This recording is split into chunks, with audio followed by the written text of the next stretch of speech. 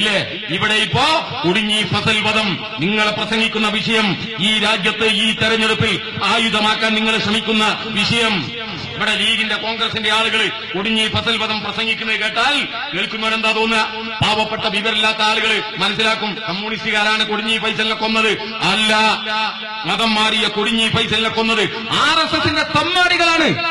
ആ വാക്ക് പറയുമെങ്കിൽ ലീഗ് തമ്മാടികൾ എന്ന വാക്ക് ഇപ്പൊ തെരഞ്ഞെടുപ്പത്തപ്പോ നിങ്ങൾ തമ്മാടികളൊക്കെ പറയാൻ തുടങ്ങി. ഞങ്ങൾ അന്നും ഇന്നും എന്നും പറയുന്നു RSSന്റെ തമ്മാടി കൂട്ടം.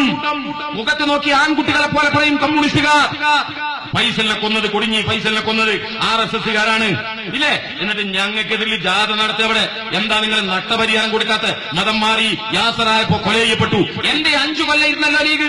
നഷ്ടപരിഹാരം കൊടുത്തങ്ങൾ എത്രയാളെ RSSകാർ ഈ മണ്ണിൽ വെട്ടിക്കൊന്നു. നിങ്ങൾ നഷ്ടപരിഹാരം കൊടുത്തോ? പള്ളിയിലെത്തി എത്ര മുസ്ലിങ്ങളെ മുസ്ലിം ലീഗ് വെട്ടിക്കൊന്നു.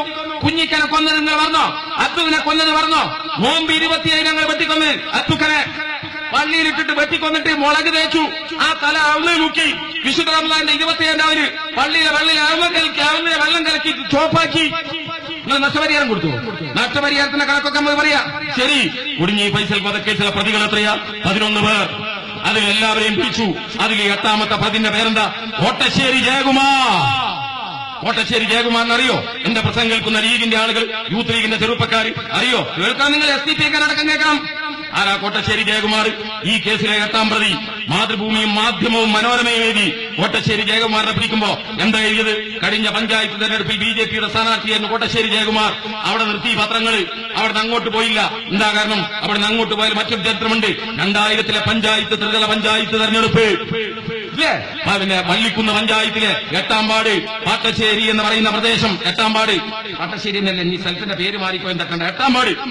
ആ പേരിക്ക് കാണാപ്പാടായിരുന്നു. പിന്നെ വള്ളിക്കുന്ന് പഞ്ചായത്തിലെ 8ാം വാർഡ്.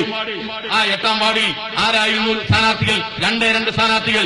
ഞങ്ങളുടെ സ്ഥാനാർത്ഥി അന്തസ് പോലെ ഞങ്ങൾ പേര് പറയുന്നു, രാധാകൃഷ്ണൻ. എന്താ ഞങ്ങളുടെ സ്ഥാനാർത്ഥിന്റെ ചിഹ്നം എന്നറിയോ? അരിവാൾ ചുറ്റിക നക്ഷത്രം. ലീഗ് പറ ഇവിടെ നാളെ പ്രസംഗിക്ക്. ലീഗും കോൺഗ്രസും ആ കോട്ടശ്ശേരി പിന്നെ വള്ളിക്കുന്ന് പഞ്ചായത്തിലെ 8ാം വാർഡ് പരുത്തിപ്പാറ. ആ പരുത്തിപ്പാറ ഡിവിഷനിൽ ആരായിരുന്നു 2000-ൽ ലീഗിന്റെ സ്ഥാനാർത്ഥി? ആരായിരുന്നു 2000-ൽ കോൺഗ്രസിന്റെ സ്ഥാനാർത്ഥി? ഇവിടെ നിന്ന് പ്രസംഗിക്കുന്നത് ഞങ്ങളൊന്ന് കേൾക്കട്ടെ. ഞാൻ പറഞ്ഞുതരാം. 2 സ്ഥാനാർത്ഥികൾ. ഒന്ന് ഞങ്ങളുടെ ഞാൻ പറഞ്ഞ രാധാകൃഷ്ണൻ, അരിവാൾ ചുറ്റിയ നക്ഷത്രം. കോൺഗ്രസിനും ലീഗിനും BJPക്കും ഒറ്റ സ്ഥാനാർത്ഥി. ആരാന്നറിയോ? കോട്ടശ്ശേരി ജയകുമാർ. എന്താ ചിഹ്നം എന്നറിയോ? ആപ്പിള്. നിങ്ങൾക്ക് കിട്ടിയ വോട്ട് എത്രയറിയോ? 546. ഞങ്ങൾക്ക് കിട്ടിയ വോട്ട് എത്രയറിയോ? 700 വോട്ട്. ഞങ്ങൾ ജയിച്ചു അവിടെ, ഇല്ലേ? ആ കോട്ടശ്ശേരി ജയകുമാർ മത്സരിക്കുന്നത് 2000-ൽ. 1998-ൽ കോട്ടശ്ശേരി ജയകുമാർ രാവിലെ അങ്ങനെ പോവുക, തലയിൽ ഇഷ്ടികയായിട്ട്. എങ്ങട്ടാ? പോരണ്ടാക്കാനല്ല, ബാബരി മസ്ജിദ് തകർന്നിട്ട് കർസേവ നടത്തിയിട്ട് അമ്പലം ഉണ്ടാക്കാൻ പോവുക. 98-ൽ തിരിച്ചു വന്ന 1 കൊല്ലം കഴിഞ്ഞപ്പോ നിങ്ങൾ നിർത്തി മത്സരിപ്പിച്ചു. 8ാം വാർഡിൽ നിഷേധിക്കോ ലീഗ്? അതാ ഞങ്ങളുടെ ചോദ്യം. ആ കോട്ടശ്ശേരി ജയകുമാർ ഫസൽ വധക്കേസിലെ പ്രതി. ഞങ്ങളുടെ 8 പേര് ഇപ്പോഴും പരിക്ക് പറ്റി കിടക്കുക. അറിയോ നിങ്ങൾക്ക്? ഞങ്ങളുടെ തിരൂർ ഏരിയ സെക്രട്ടറി, പ്രവാസി കാര്യത്തിന്റെ ഏരിയ സെക്രട്ടറി ഷിയാബുദ്ദീൻ പോയി നോക്ക്. വീട്ടില് ഗുരുതരമായി പരിക്ക് പറ്റി കിടക്കുക. ഞങ്ങളുടെ DYFIയുടെ ബ്രാഞ്ച് സെക്രട്ടറി, പിന്നെ പാർട്ടിന്റെ ബ്രാഞ്ച് മെമ്പർ, DYFIയുടെ ലോക്കൽ സെക്രട്ടറി ബാബു എന്ന് പറയുന്ന രഘു, അയാളുടെ വീടില്ല, അയാളുടെ മോട്ടോർ സൈക്കിൾ ഇല്ല. RSSകാർ കത്തിച്ചു കളഞ്ഞു. ഞങ്ങളുടെ 8 പേര് പരിക്ക്, നിരവധി പേരുടെ വീടുകൾ കത്തിച്ചു. അവിടെ എന്താ കാരണം?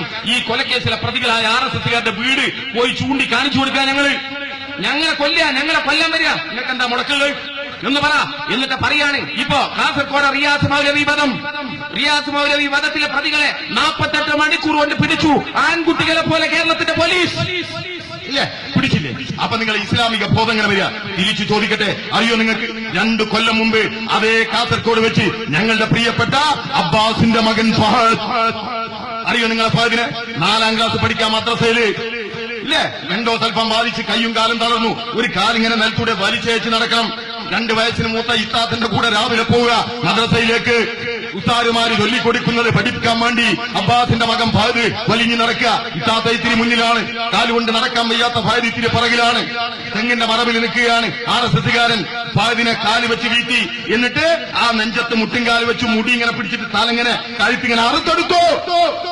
ആരായിരുന്നു ലീഗ് കോൺഗ്രസ് ഈ നാട് ഭരിക്കുന്നത്? നിങ്ങൾ, രമേശ് ചെന്നിത്തല. എന്താ നിങ്ങളുടെ പോലീസ് പറഞ്ഞ്? RSSകാരന് മനോരോഗാണ്.